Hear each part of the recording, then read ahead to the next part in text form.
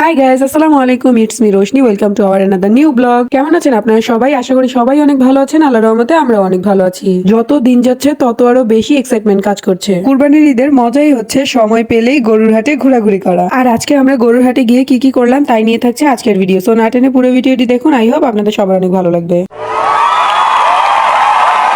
আজকে আমাদের কথা ছিল আমরা ঈদের জন্য শপিং করতে যাব মার্কেটে, কিন্তু গুড্ডুর বাবা বাসার নিচে বসে কয়েকজনের সাথে প্ল্যান করলো যে আজকে আমরা সবাই মিলে গরুর হাটে ঘোরাঘুরি করতে যাব। তাই আমরা মা ছেলে তাড়াতাড়ি করে রেডি হয়ে নিচে চলে এলাম। গুড্ডুর বাবা আমাদের জন্য নিচে ওয়েট করছিল। সত্যি কুরবানির ঈদে শপিং করার থেকে বেশি ভালো লাগে গরুর হাটে যেয়ে ঘোরাঘুরি করতে। বিয়ের আগে পর্যন্ত কুরবানির ঈদ আমার একদমই পছন্দ ছিল না, কেন তা জানি না, কিন্তু বিয়ের পর থেকে এখন কুরবানির ঈদ গুড্ডুর বাবার মতো আমারও অনেক পছন্দ। এই যে সবাই অলরেডি চলেও আসছে, তো এখন আমরা গরুর হাটে যাব। যদি আল্লাহ ভাগ্যে রাখে তাহলে আজকে কিনেও নিয়ে আসতে পারি। জাস্ট গুড্ডুর বাবার মুখের হাসিটা দেখেন তাহলেই বুঝতে পারবেন যে ও কুরবানির ঈদ নিয়ে কতটা এক্সাইটেড। রাস্তা দিয়ে যাওয়ার সময় দেখছিলাম এদিকে গরুর হাট, ওদিকে গরুর হাট, ডানে গরুর হাট, বামে গরুর হাট, সব দিকে শুধু গরু আর গরু, গরু আর গরু।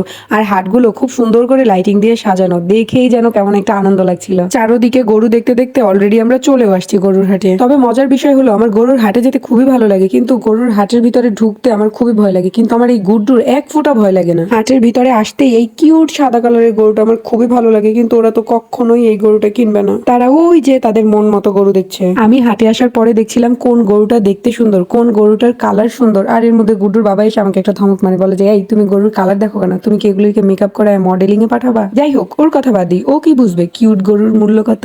আর এর মধ্যে আমাদের একটা গরু মোটামুটি পছন্দ হয়, তো ওরা বললো যে ভাই একটু নামায় হাঁটায় দেখান। তো আমার এত হাসি পাচ্ছিল, মনে হচ্ছিল মেয়ে দেখতে আসছি, তাই একটু হেঁটে দেখাতে বলছিল। আমাদের কাছে ব্যাপারটা খুব সহজ মনে হলো, যারা গরু বিক্রি করে তাদের কাছে ব্যাপারটা খুবই কঠিন। আসল কুরবানি তো অ্যাকচুয়ালি তারাই দেয়, কত কষ্ট করে কত বছর ধরে একটা গরুকে লালন পালন করে সন্তানের মতো। সব শেষে পরিবারের থেকে কত দূরে এসে সেটাকেও বিক্রি করে দিতে হয়। সত্যি বাস্তবতা আর জীবন দুইটাই অনেক কঠিন। তবে সব শেষে একটাই দোয়া করি মহান আল্লাহর কাছে, তিনি যেন সবার কুরবানি কবুল করে নেন। ওইখান থেকে দেন আমরা আরেকটা হাটে চলে আসি। আর এখানে আসার পর এই গরুটা আমাদের খুবই ভালো লাগে, তাই এই গরুটাকেও একটু হাঁটিয়ে দেখাচ্ছিল। কিন্তু আমাদের দামে না মেলায় আমরা গরুটা নিতে পারিনি। তাতে কোনো সমস্যা নেই, আল্লাহ যেটা রিজিকে রাখছে সেটা সময় মতো ঠিকই চলে আসবে। আচ্ছা একটা ধাঁধা বলি, যারা গরু হাটে গেছেন তারা পারলে উত্তর দিয়ে যাবেন। আমরা সবাই কিন্তু কম বেশি হাটে গেছি, পারলে বলেন তো কোনটা সঠিক হবে? বিশাল গরু ছাগলের হাট নাকি গরু ছাগলের বিশাল হাট? সঠিক উত্তর দিতে পারলে কিন্তু গিফট আছে। যাই হোক, আমার আজকের ব্লগটা এই পর্যন্তই। দেখা হবে অন্য কোনো ব্লগে। ততক্ষণ পর্যন্ত ভালো থাকবেন, সুস্থ থাকবেন, আর আমাদের জন্য বেশি বেশি দোয়া করবেন। আল্লাহ হাফেজ।